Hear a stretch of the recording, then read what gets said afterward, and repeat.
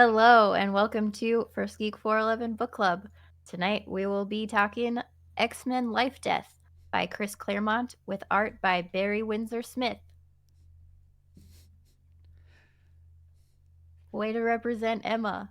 Yeah. Um, Shout out to Emma for actually buying the book. I like physical things. Before we get started, you can find us on all the social medias, OneGeek411 on Facebook, Twitter, and Instagram. Come join our Discord server or shoot us an email at 1stgeek411@gmail.com.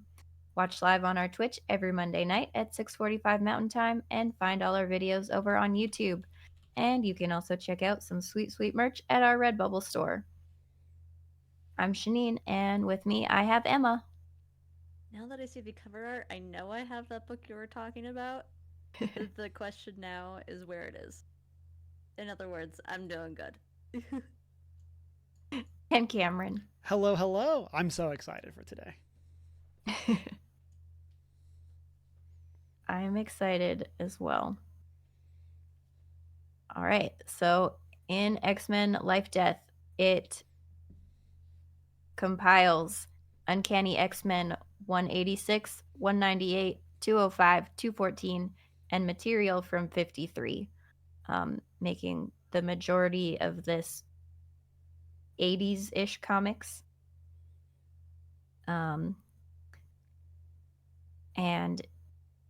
in it, we join the X-Men in several escapades. The team battles a threat from another dimension. Storm struggles with having lost her powers.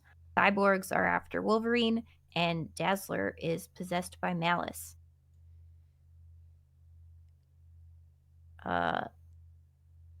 What's your 3-word review?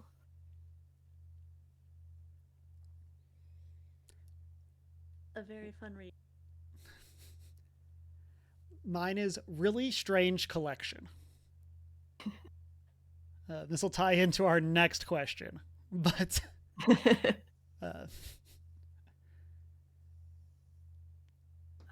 Mine is confusing, but X-Men. but X-Men. When in doubt, but X-Men. I had a good time. Also, right. the better than Shang-Chi, but like that was a given for how bad that collection of comics was. I'm gonna say it has to be really bad for me to not have a good time, and Yeah. Shang-Chi was not a good time. Yeah. Very much agree. I'll try to put a link around this area for Shang-Chi. People want to go check out good book club, bad book. All right. So, why do you think these particular issues were included in this collection? I feel like they needed to hit a quota. Like and so I referenced this off air for us. Emma, what parts of Uncanny X-Men 53 are included in the hardcover book? Because that comic has nothing to do with the rest of it. I don't even think Storm is like in that comic. Which one again? The 53, issue 53. It's the one that like some material from is included. But like while you're looking that up, like life, it's crazy how good the two life deaths are. Like it's such a good collection, and then like having the which one is it? 214 where you have like Dazzler. Like there's some really cool Storm stuff in that one as well. So like that one makes sense because like you get to see Storm without her powers, but like she's still like leading the X-Men. So Cameron, mine doesn't have the issue numbers. I need the actual plot to understand which one. Oh, okay. Or just general vibes of it. That's Jean the one with is using the what's it called? Professor X's brain thing, yeah, and then Cerebro. Blastar. Yeah, Blastar. Cerebro. That's the Blastar one.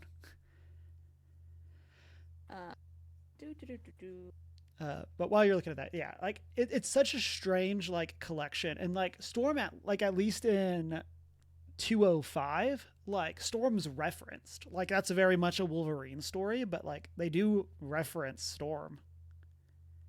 I think. No, I'm second guessing that, but like I think they reference Storm, but like 53 like really just feels like they needed to hit a quota of like we know people won't buy this if there's only 4, so we need to put a 5th one in there. But like I legitimately multiple times and multiple places checked to make sure I was reading the correct comic for that one. Like I checked your post, then I went and actually like looked at the book, like not like the post like on Amazon, but like the back cover of the book, and was like, is this right? It's such a weird collection in that sense. Honestly, the conclusion I'm coming to is I know I read that, but I feel like it was such a small part of this that like not a lot of it was included. Yeah. Is the summary that I'm to. Because I've got the one.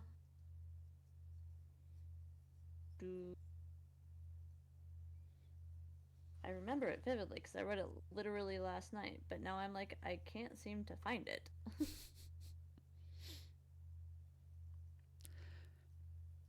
Then we've also got the Beast knockoff. The end. I think that's probably it. Actually, the Beast knockoff. With the guy that they kept in a lion. Yeah, I think that's it. Yeah. Okay. Oh, yes. It's like, how many pages are there? That's like, yes, that one. This one? Yeah, Yep. like how many pages are there for that one? It is. Now that you mention it, I was like, this is literally only a fight scene. Yeah. And it's super short, which is weird. It's 15 pages. It's actually 14 pages. And it's literally like this guy on the opening page has a little monologue about how he's stuck in a parallel dimension. Mm-hmm. And then, there's second page of him monologuing about being stuck in a dimension. She uses the machine. It all goes wrong. They start fighting. Okay, so that skips pages. For the next like 8 pages is more fight. Oh no, people are down. SOS is sent telekinetically. People are on the way, more fight. Mm-hmm. And then like eventually what's his face makes a group of ice people to then take down Mr. Lion Man. And then the melted water throws stuff on him that defeats him or whatever. So it's literally like 8 pages of fight. Yeah. So like the actual comic for that one is 21 pages. And like there's definitely sections that they just like cut out a page. And like they were like I was following along on like Marvel Unlimited as you were showing the pictures, and there's just like pages that are missing in the middle, and then at the end there's a whole other story about Beast. And it was just that's weird because it's weird that they cut stuff out, because I literally, when I read that one last night, I was like, wow, this is weird. It's just like a monologue about how he's stuck in another dimension. They're messing around with a machine that then pulls him out of that dimension, and then they fight him, and then it just sort of ends. And it's like that. There's no real story arc to that. Yeah. Even by comic book standards. Yeah. Okay, so I'm glad that I'm not the only one. Like that was my biggest thing with this. Is like 53 is just like, and I read them in release order just because that's how Marvel Unlimited grouped them for me. So like, and I didn't know what order they would be in the book, but so like I read that first, and I was like, oh, is this character going to show back up somehow? Nope, never shows back up. Literally never referenced again. So we've gone very deep on this first question because this really bothered me. But like, I'm curious to what else y'all think for why these were collected. But like, this is something that like again like literally had me researching online to be like, am I just like is it a different X-Men series? Like it's 53 of a different comic book run? I was so confused. Yeah, no, that last one definitely was the most weird illusion because it was like, yeah, it was X-Men, but it was like both this the series or the issue itself was like not a full thing. Um, but it also just like didn't have major connection to everything. Like the first two we had were all, Storm uh, handling this personal issue of no longer having her powers, and then we get one where we see her like as the leader of the X-Men without her, like she's making a way for herself even without her powers. And then there's the random one with Wolverine in the snow, um, fighting off people, which also like doesn't really connect, but at the same time, it's like, okay, But it's that I good, can. right? Like at It's least good. it's a good It's a good comic. one. It's a good Like comic. That's just like a fun time. It's like yeah, he's it's not like wandering through the 53. snow with this young girl who's also, has powers, um, trying to protect her from people who are coming after him, and it's a vibe. It's like, okay, no connection to the others, but honestly, I'm okay with that in this case. So that last one, I'm with you in the sense of like, it doesn't make sense that that is part of this, even if it were fully, the full issue.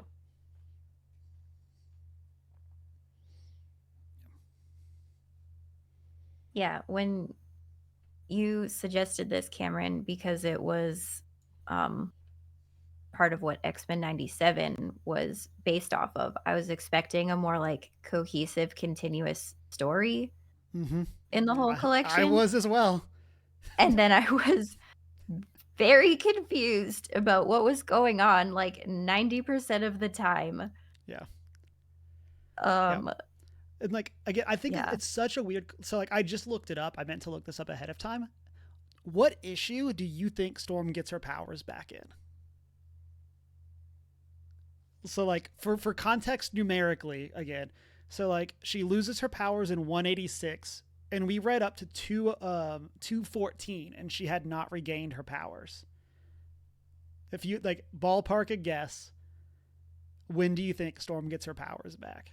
So we read up to 214. Yeah, 214 was the Dazzler one. I mean, it's either going to be like 215 or like 300 or some other insane way out there thing. What do Do you we think? know? Or I am I just. I know I have the I'm number, but I'm with Emma, but I'm going like 500. Right. Like, it's either like literally the next issue or like years down the line. yeah. So people in the comments, post your number, whatever you think it is. I will say it here. She gets her powers back in 225. Why is that not included in this instead of 53? Yeah. I actually had that thought of like, I was going to Google, like, when does Storm get her powers back, in this timeline? Yeah. And so from like a publication standpoint, Storm doesn't have her powers for 3 years. Which like is wild. And like obviously like comic time is not equivalent to like real world time, but Yeah. like that's 3 years that she doesn't have her powers back. And it's really weird that again that we get this random Wolverine comic in 53 when we could have gotten 225, again not knowing the content of that one, but like at least it would have been on theme for Storm getting for Storm. But like again, it's such a strange collection to me. Yeah. And I also feel like for the life death stories, they gave enough like background context that you like know what's going on. And the other comics, the other issues just kind of like threw you into it. And I was like, Mm-hmm. I don't know what's going on here at all. Yeah, as I don't. What is this? All that to say, I don't know why these issues were included in this collection. It seems like a weird choice. Yeah. I feel like it's one of those things where like whoever put the issues together going for a very specific vibe, and it's a vibe that no one else is picking up on. It's just a vibe that's inside that individual's head. They're like, oh Yeah. yes, these all work well together. Most of us are like, no, they don't. Yeah, like I was trying to find like thematic strings throughout or anything, but like I don't know. I don't know. Again, it makes me feel so much better that y'all are saying this because again, I thought I was gonna be like odd person out here, and like especially like seeing you having put this question as number one in the show notes, I was like, oh, Shanine's gonna have this super cool like explanation for why these all connected, and I was like, I'm gonna be like over here in the corner being like, I was confused.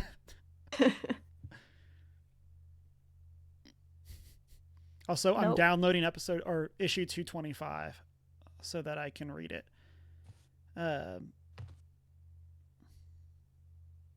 Because I'm, again, just like super curious. Also, issue 223, I don't know if it'll show through. No, it won't. Very prominently has Storm on the cover fighting a snake. So I'm going to download that one as well. Oh, are you downloading the one where she gets her powers back? Yeah. Like I'm now because like I want to see her get her powers back. I thought that's what we were gonna get in this comic. Yeah. So She loses them and then she gets them back. yeah. I'm gonna do the thing that I did with putting sticky, because this is related to a so Yeah. Okay. I I very took it much off sidetracked before. us on this, and then like My I feel very passionately about my confusion on this. the same. Alrighty. Like, What are our thoughts on the X-Men characters that we see in this collection? And do you have a favorite mutant? yes, and yes, yes to the second part, and probable answer to the first part. My favorite mutant is Storm. Had you asked me in high school, I would have said Wolverine because at that point I'd only ever seen the X-Men movies and not read any of the comics. And the first movie I had seen was one of the Wolverine ones. But now that I am no longer a high schooler, it's Storm because she is strong, independent young woman and cool and awesome. Yeah, and is not ruined by the movies. It's not ruined by the movies. Like Storm gets done so dirty. Like It is, in my opinion, a good role model. So yeah, Storm for my favorite mutant. Thoughts on the X-Men characters? I feel like, uh, yeah, back to that comment, Cameron. Um, as cool as movie Wolverine is, he's such a different character in, like, he reads very different comics than he does on, which is fascinating because like both interpretations are not terrible, but it's fascinating to see the difference on paper, rather than in, you know, Hugh Jackman or whatever.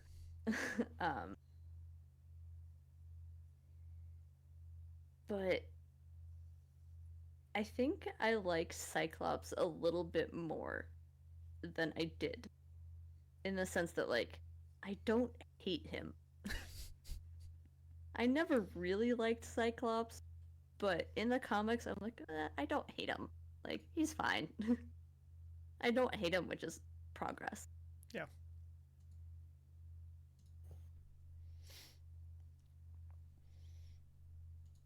Shanine, what about you? See, my favorite is Wolverine. Albertan character represent. Um, Yeah. Also, I don't know. I love his character. He's so interesting to me because he's so like rough, I guess, and like often quite rude to like his own team members. And then the story that we see in this collection with him, although I still am like so confused about why it is there and what is going on, but he's just like taking care of this 5-year-old and it's adorable. Yep. And It Yeah. it's was a like close call Wolverine, yo between softy. close call between Storm, Wolverine's. So I'm right there with. Yeah. There's a X-Men podcast called Jay and Miles Explain the X-Men. Very good. Highly recommend. But they have a recurring joke that like Wolverine, like, because like Wolverine hates people, but always gets stuck on all these teams, and then he's like accidentally like the male role model for every female character. Of He's the like one who he's ends like up accidentally babysitting. father figure, and he's like, I do Yep. not like this, but this is always where he ends up being. And so it's such like it's so funny to see him like constantly fall into this role as like he's this rough, gruff character, and he's just like, oops, father figure. Like, Oh no! How did I get here? yeah. Um, for me, this is such like a weird comic set of comics in the sense that like for the most part, like 3/5 of this focuses on one character. Like in terms of like both life death issues, we really don't see the X-Men. Um, and then like the Wolverine one is really just Wolverine, and so we only have like what is it, 205 or 214, where we have the X-Men being X-Men, and even then it's only like a team of 4. And so um, of these, I mean, like, yeah, I mean, I'm a Wolverine stan. Like, I love the character. I love all the different representations. Um, I know, Emma, we talked about this on a podcast recently, but like I really like when Wolverine gets to just be a supporting character, like he's kind of intended to be personality wise.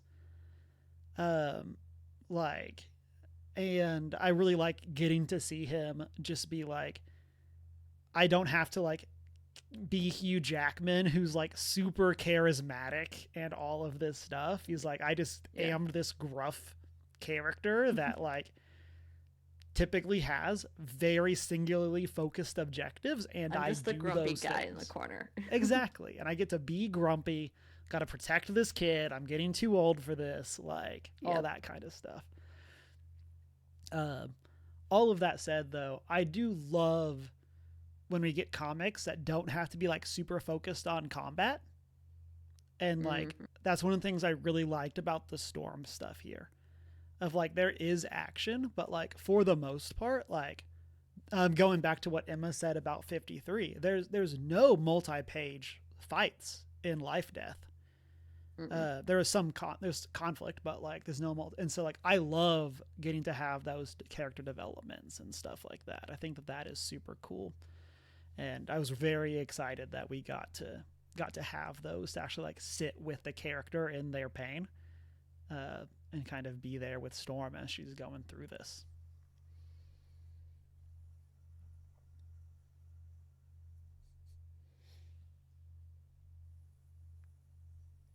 All right. Any favorite villains? Blast! I'm kidding. Malice is super cool.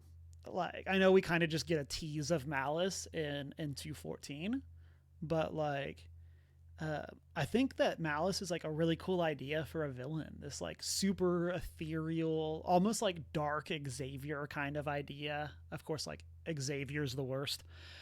He is not a good character or a good person. But like, uh, but yeah, it's like we get this person that's like, this enemy that's not physical, but like Mm-hmm. is like, we get this awesome Storm moment where like her power is not who she is in the sense of controlling the weather. Like she is still this powerful person because she's the one that's able to fight off Malice. Mm-hmm. And like it's such a cool idea for a villain. And I love when we get to illustrate problems that can't just be beat by punch. And so I think Malice is like such a cool example of that. I definitely agree. Malice is one of the better ones. Whole thing because of you just said. Um, the other part, I don't know if you can really call him a villain, but the guy at the beginning who created the weapon that took Forge. Storm's powers, yeah. I just want to say I'm trying to find a good panel that shows his face. Um, I've mentioned this before, but he looks kind of like Freddie Mercury, Yep. and like I had that thought while reading it at one point, and now I can't get it out of my head that it's just Freddy in another universe. Um, just because he wears muscle shorts too, um, and so now I'm just like, ah, yes, it's Freddy from Queen, um, who exists in an alternate timeline, which is this. um, so that he is my favorite visually because he looks like the frontman of Queen. But actual storyline wise, it's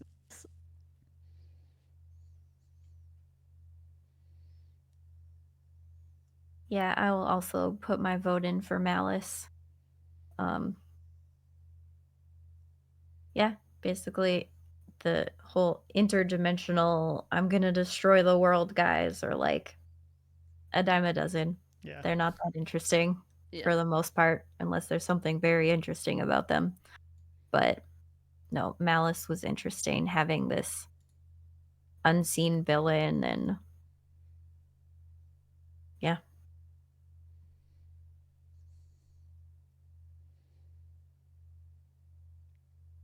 right. Any standout moments? So I have a couple. Um, so the first one is the encounter in the desert between Storm and the Viper. Of like, I think that that is very fun, like very interesting. I'll share like the specific a quote from it as well.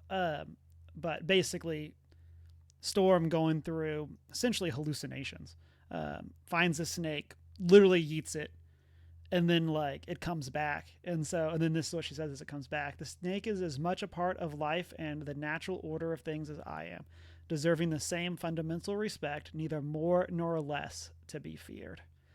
And so I really like this thing of like, again, like this, like we're all part of the community, we're all part of the same like ecosystem. And like that quote also then super ties in with what's coming up next in the rest of that issue with the village. And it's like really cool, like foreshadowing for that, to get to have her like deal with this like understanding nature moment, for lack of a better term. So I really liked that. And then I really liked her like air quotes like fight with Forge, um, of like this techie. There's no floor, but it can also do holograms, and it's like kind of having all of this like location warping fight without actually, they're not actually going anywhere. And so like that was Nope. super cool, and I think like was visually very interesting. And so I liked that a lot. One of my stand already been talked about, and that's Wolverine with the 5-year-old, because it's fabulous. Um, but I think the other one um, was just literally the beginning. It's this whole moment of Storm coming to with the fact that her powers have been taken, um, because it's those are the things that she's known her entire life, um, about herself, and then it's what starts off that journey of she doesn't need those, uh, but it is starting off the collection of showing this powerful person a place of what many would consider to be a place of weakness. Mhm. So a lot of times people don't like to admit needs to be seen, if you will, almost. So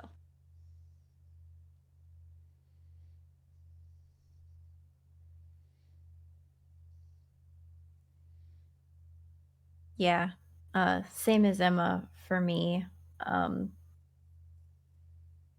More specifically, the part of the conversation that they have while swimming in the pool.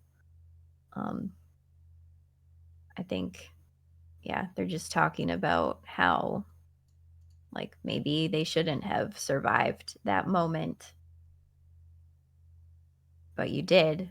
And now you have Mhm. to decide if you're going to live or not. And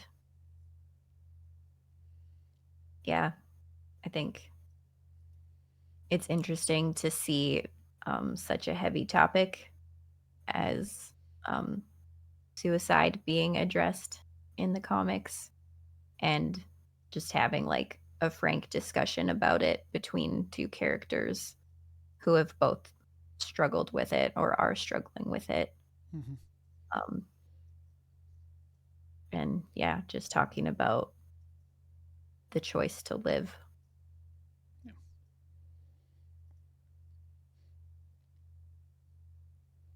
And, like, unfortunately, I think part of the part that is so good about that is like it's surprising that it's like handled pretty well. Like, like I think that's part of something, like, for me as I was going through that, I was like, oh, there's not like, and again, I mean, I've read plenty of other comics since then, but maybe that's like just me again still feeling burned from Shang-Chi, where it's just like this is just handled yep. so poorly. But like they just, again, I mean, I'm sure it's not perfect, and like there's like things, if you had worked with like psychologists to help that work with people that are dealing with that on a regular basis, like they might say things differently or have done things differently, but like broadly speaking, like that heavy topic is handled super well. And I'm like, I think that that's a great testament to this comic from the 80s. Like Mm-hmm. that, again, broadly speaking, it is handled so well.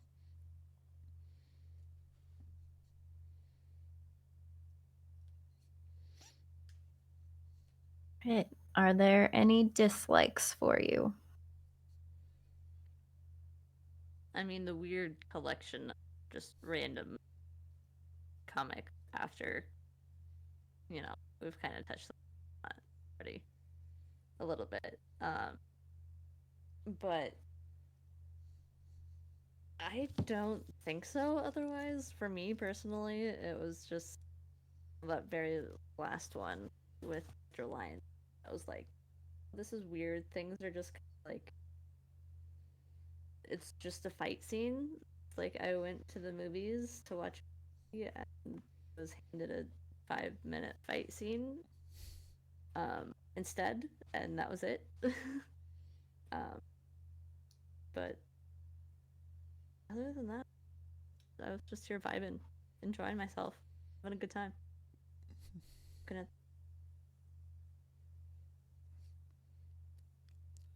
Shanine, what about you? Um, I mean, aside from being wildly confused, my only other dislikes were like rather nitpicky things and like are very product of its time type nitpicks. Like just a little misogynist comment from Iceman for like no apparent reason. But then we do see, like, so many powerful female characters that it's like that character can just go be silly, I guess. Yeah. Um,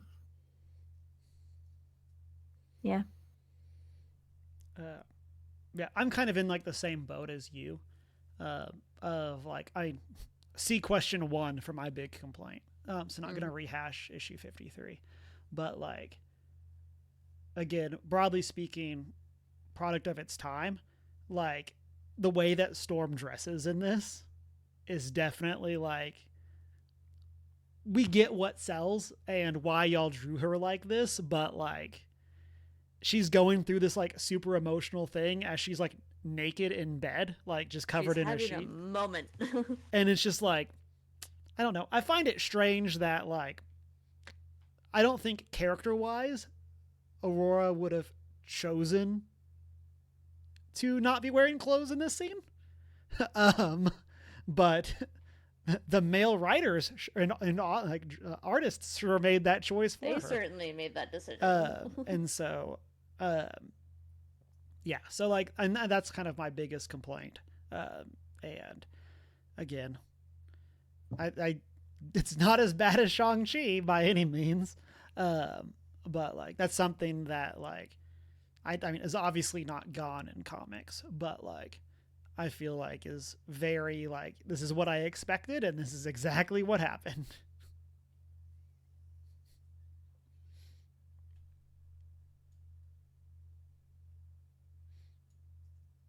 All right. Any thoughts on the art or any favorite panels? That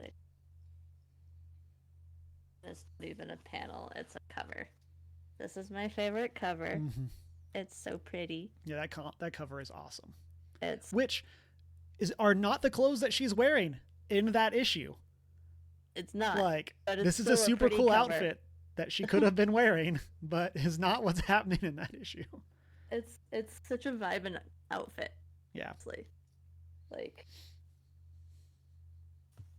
then I have a couple that I've tagged. That's my most favorite art. I love comics in part because of how amazing the art can be. So, this this panel was one of my other favorites of cyborg lady, person, individual being brought to life, if you will. Super cool, super detailed without actually being like overly detailed. I'm playing show and tell because I like art. And then this one I just thought was funny with the monster in the window of the car. It was very much just rar. Did that monster have Doctor Who vibes to y'all? Yes. Absolutely. So that one just kind of made me giggle. So I had a very good time looking at the art. Very much enjoyed it. Very much that it was great art.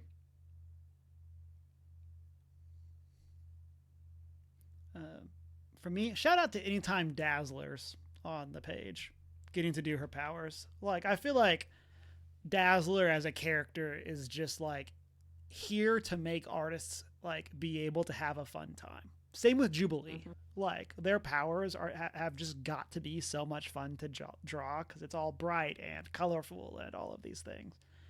And I feel like that's just like such a fun way of like livening up the panels.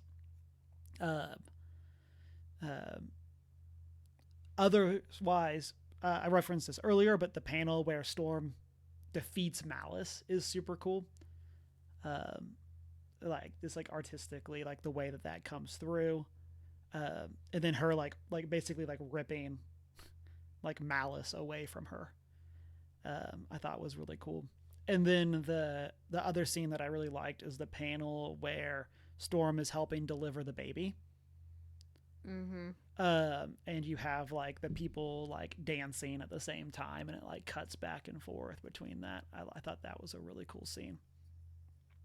Um, and then I'm going to give a backhanded compliment, or a backhanded insult, I guess, to episode 50 or issue 53. It's really cool to see how much like the artists have improved by episode 186. Like, because like episode 53 came out in 1969, and then 186 was in 1984.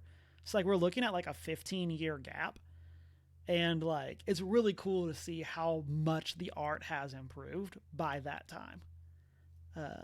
And like just getting to see like again how like flat Blasto is artistically, and then Mm-hmm. like how much detail there is in the other issues, I think is super cool.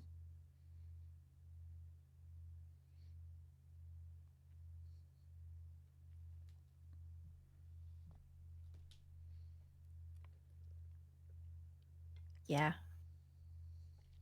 For me, just like any classic superhero pose that looked awesome was great. Um, Maybe this is going to sound not very feminist of me because I know that Storm cut her hair for a reason, but I really like those couple of flashback panels with like her long flowing hair and like she's floating up in the sky and like I love her long hair. So cool. You can say that and still be feminist. It's allowing women to do whatever they want with their hair. They can grow it out, they can chop it off, they can do whatever they want.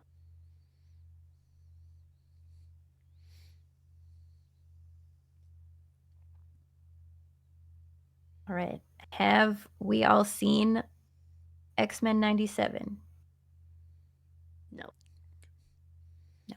I I've started. only watched it once, but I will be doing a rewatch potentially this weekend. We'll see. All right. I have seen it. How far did you get, Emma? The first episode. Oh, okay. All right. So, without spoilers for the people who have seen it, what are your thoughts on how they adapted Life Death? Um, I think they wholesale improved it. Um, like I think the reason Storm loses her powers is done much better in 97. I think the stuff with her and Forge is done much better as well. And I thought it was really good. Like I really liked Life, Death 1 and 2 from the comic perspective. And like I think they took a cool story and made it better. And I like that like while Forge has baggage for how Storm lost her powers, I like that the in the show his motivation to help her get it back is different. Like I guess I'll say it that way. Like without going into too much detail. Like I feel like they did a good job adjusting him without taking away that that conflict of I'm part of the reason this happened. Mm-hmm.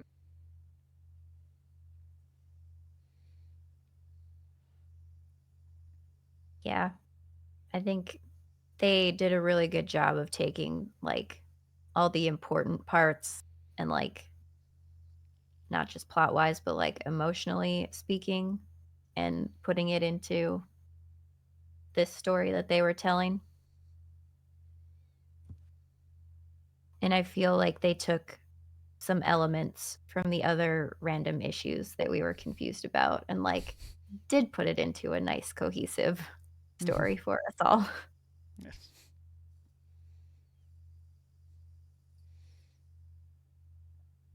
I will say that is one of the things that like did confuse me going into this is how different Life Death in the comics is from the show.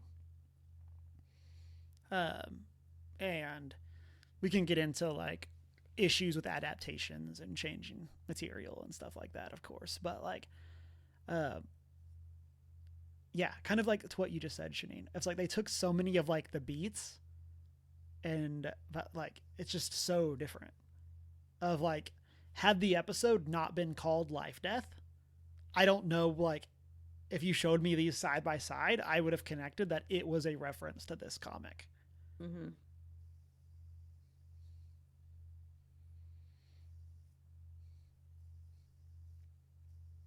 I haven't gotten that. Once you do, we'll talk about it in the Discord. Yeah.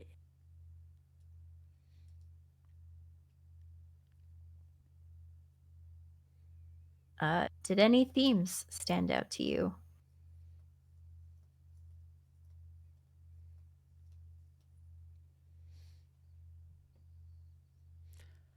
I think there's a good one. I think this is kind of like the thesis statement for Storm, but like the idea that like who we are and is not defined by what we can do, but by like the choices that we make. As far as that, like, of it's not like it's not our ability to do. It's not Storm's ability to control the weather that defines her as a person. It is who she is and the choices that she makes with what she has that defines her. And that's I like her helping this person give birth thing of it's like you may not have that power but you can still help people in some form or fashion. And then like after that, when she's with the elder as he gives up his life so that that baby can live in the village, of it's like her power is being there for him as he makes this hard choice. And like I think that that is super cool that like again, while she brings the forecast as an omega level mutant. Like that's not what makes her powerful, and I like that we got to see that from like a real world example. I'm sure this is probably would be similar to people that are like they are professional athletes or people that have like trained for the Olympics and then they either have to retire or get hurt. And it's like, okay, who are you without this thing that's been a core part of your identity for so long? And like I'm sure that people going through that would connect a lot with this idea of like where Storm's at here. But yeah, I think that's a cool theme. I love that a lot. You took my answer outside of my brain because I was going to say the same thing. And I also enjoy that we get to see it even down the road with her as acting leader of the X. Like we see her with the woman giving birth, with the elder, but then we also get to see how she grows with that as she continues to not have her power. She learns that she's there for the one-on-one connection with people and those things, and then how that grows with her as she goes into a bigger position as someone who can still do very powerful things even without her powers.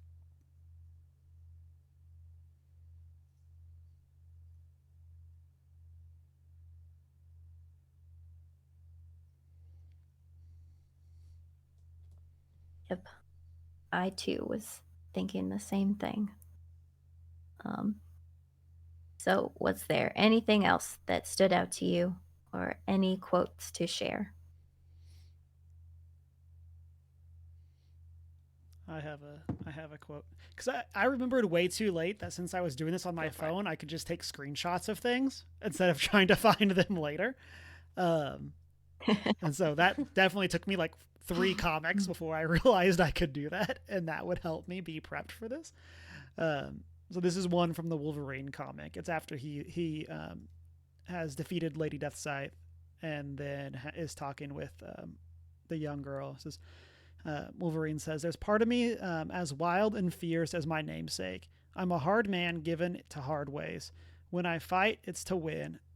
That isn't pretty and it sure isn't nice. But being a man, that means choosing to grow and change and put aside the old ways. Some people can't, or worse, won't do that."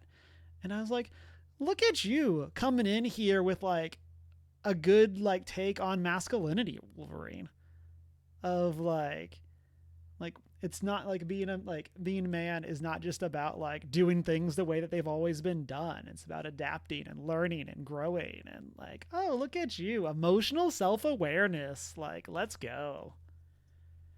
Was not expecting that in a comic focused on Storm, but like I really liked that quote in that random Wolverine issue.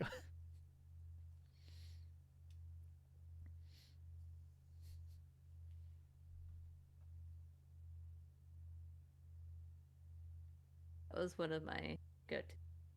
Again, um,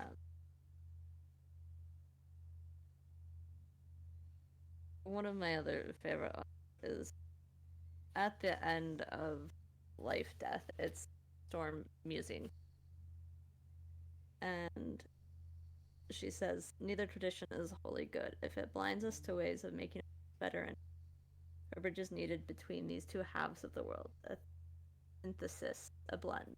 A person who is both one and the other, mind comprehend machine, yet whose eyes and soul look upon the wisdom of ages." And it's just her like reflecting on both sides in any conflict. Have both good things and bad things. Work together. Good things when needed. And yeah. And it's still a very good reflection on world events today of like good things and bad things are happening on every side. And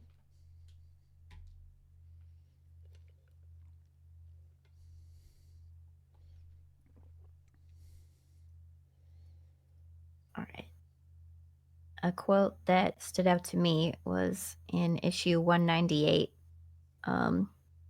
Storm is thinking, deep down inside, I always believed it would be safer staying the way I was rather than try something new.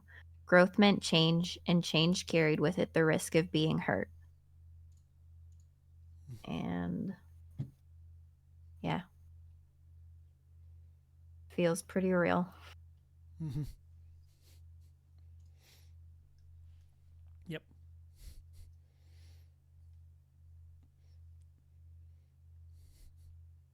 That's the struggle.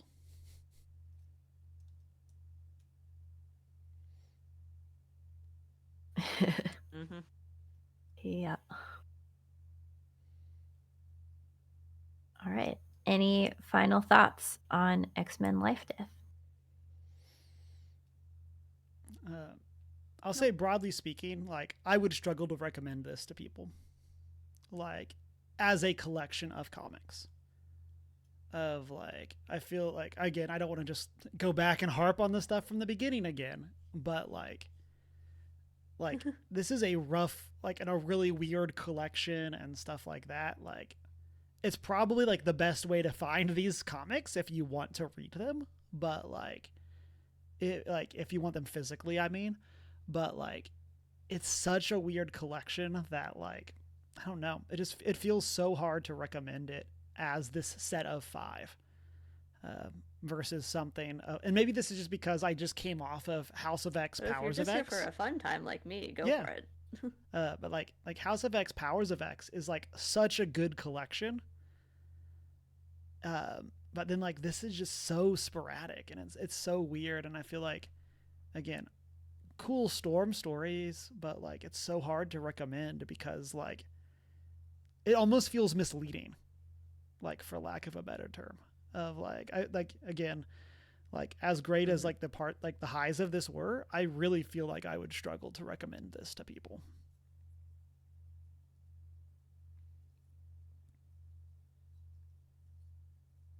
Would I probably have paid less for it? Yeah. But like if you just want the vibes, fine. Yeah. But go for House of X first. Yeah. Again, the Apparently. highs are super high. Like, I mean, shout out to Claremont for like the two Life Death. Like, honestly, everything except 53 is so good, but it's just such a weird collection. Yep. Yep.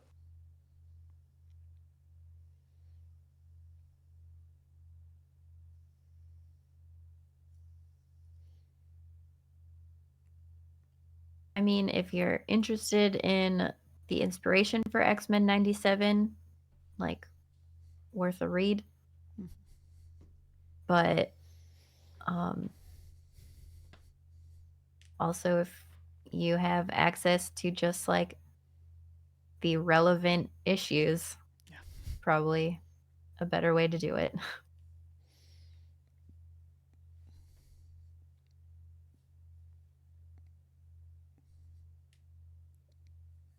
But if you're just looking for X-Men, you will indeed get X-Men.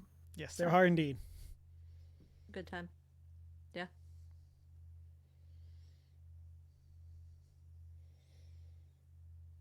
Alrighty. Our next book club will be on June 27th. And the novel we are reading is TBD. It will indeed be So a stay book. tuned. Stay tuned to our Discord for that. And I will do a tease just for what we were talking about pre-stream. We have some really cool ideas for July and August. So, Yeah. we are not 100% sure on what we're doing for June, but we do actually have a really cool idea. Shout out, as always, to Shanine for book club ideas. And so I'm very excited for that. I will say on stream, if we're going to do that idea for July and August, that gives me time, assuming it's not here, to go back and dig it out of a storage unit. So if we're going to do that, I would so be down.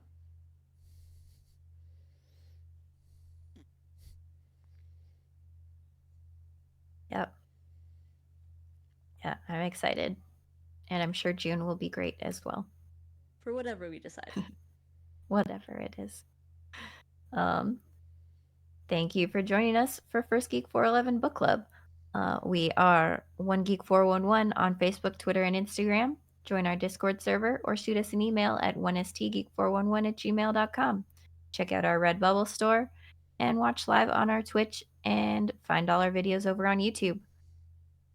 I am Hoot and Howl Tales, TALES, on Instagram and Threads. Hired with an eye in the prepared. And I am Humar Whittle. It's been a great week. Read a book. Have a life-changing adventure.